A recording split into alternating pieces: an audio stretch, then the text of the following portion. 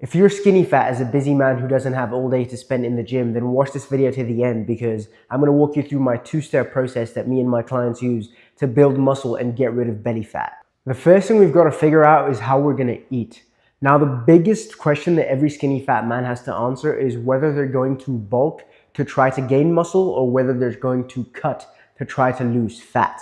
Because when you're skinny fat, you want to do both of these things. Because as a skinny fat man, you are skinny and you have no muscle, but you're not the kind of skinny where you're lean and you've got a six-pack. As a skinny fat man, you're fat, but you're not the kind of fat where you're obese. You've just got a gut that sticks out when you wear shirts. And so the dilemma that we have here is that if you bulk and try to gain muscle, you risk becoming even more fat than you are right now. But if you cut and try to lose fat, then you risk becoming even more skinny than you are now, and you may just vanish into thin air. Now, to decide whether we're gonna cut or bulk, we first gotta understand that skinny fat isn't just a condition, it's more of a spectrum. You can be more skinny than you are fat, or you could be more fat than you are skinny. Depending upon where you are on the spectrum, you may have to bulk or cut. If you're more fat than you are skinny, then cutting would probably be a better option for you. And if you're more skinny than you are fat, then bulking might be the right option for you. But what I recommend for most beginners, and what I mean by beginners is if you've gone to the gym for less than 2 years consecutively, you are a beginner. What I recommend for most beginners is to cut. Because when you're inexperienced and you're just starting working out and you're just like completely new, your body will lose fat and build muscle at the same time. This is because of something called newbie gains, which is when your body adapts to weight training and builds a lot of muscle really fast, which is why people see the most drastic changes in their body when they first start working out. But if you're going to decide to cut as a skinny fat man, then it is crucial that you eat the right way and you work out the right way. I'm gonna show you what that is in step 2. But first, we've got to figure out the eating part. There's 2 things that we've got to know for eating. How much and what. How much are we gonna eat? And what exactly are we going to eat? If you want to lose weight, then you can multiply your body weight by numbers starting from 10 all the way up to 14. That's what's going to be your daily calories. Now, what I recommend is starting out with a bigger number and then working your way down to lose more weight. Now, for some reason, the internet loves overcomplicating fat loss diets. And there's all these crazy extreme diets where you eat salad 5 times a day to lose weight and you cut out carbs and don't eat bread and rice. I like to flip that completely on its head because I lost 110 pounds eating ice cream almost every single night.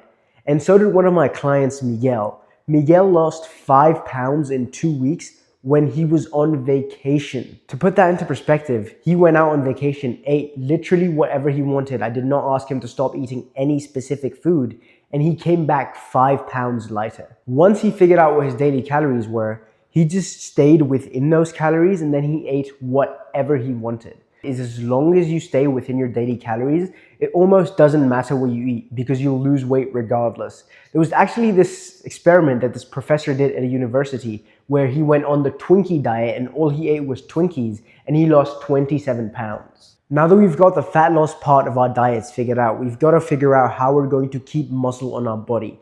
Now, if you follow step 2, you'll probably keep muscle on your body anyways.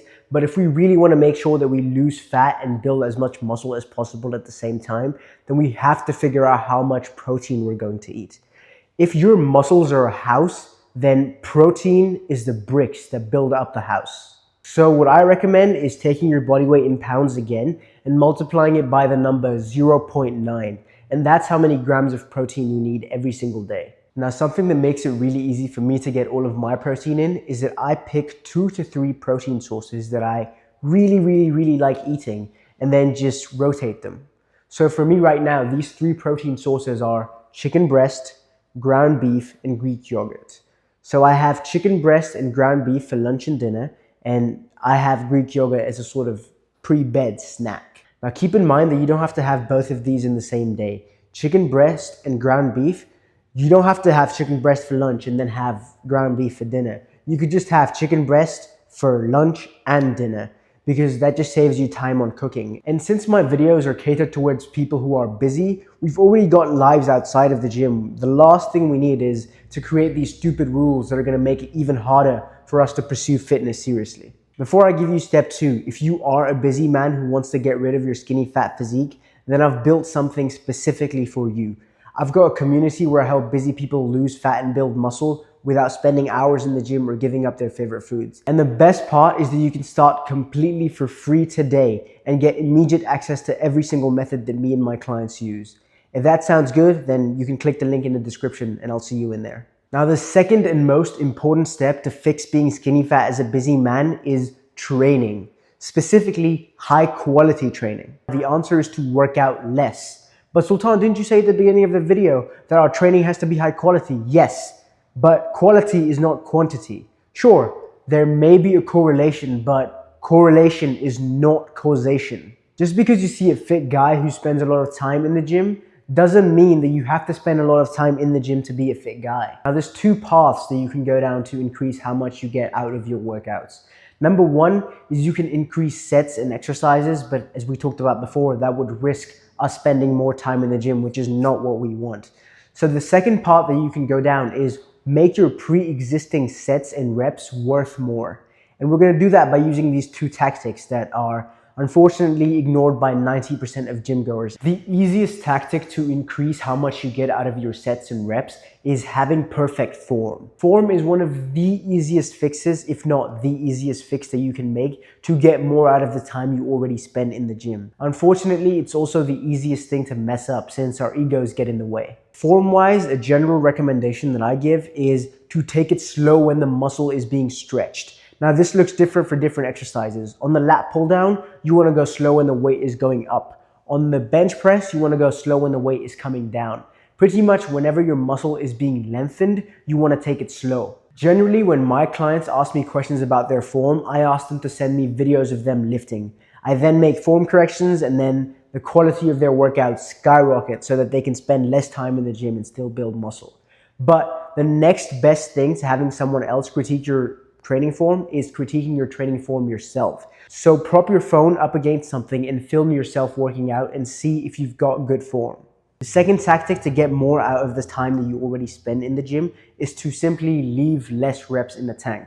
I want you to watch this video of these two twins doing bicep curls.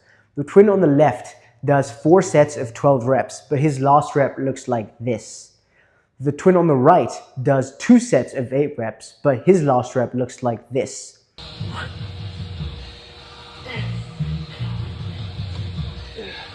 Who do you think builds more muscle? It's the twin on the right. Because the twin on the right challenges his biceps enough for them to grow. Building muscle is literally your body's way of defending itself. Your body builds muscle as an adaptation to save itself. The first twin probably could have done 5 more reps if he wanted to, but the second twin couldn't do another rep if he had a gun to his head. Now, the first twin's biceps are like, that wasn't too difficult. I could probably do that again tomorrow. But the second twin's biceps are in distress right now. They're like, oh my God, that nearly tore us apart. The next time we do that, we need to be stronger. We need to be bigger so that we don't just die. Now, whilst biceps don't actually have thoughts and conversations, although it'd be cool if they did, this is how your body actually builds muscle. And so the second twin's biceps are forced to adapt and grow whilst the first twin's biceps stay the same size. Now, if you want to get more out of the gym in less time, then you've got to reduce your time even more. And to do that, you can go watch this video where I give you a tactic, another tactic that I use to reduce gym time. I'll see you in the next one.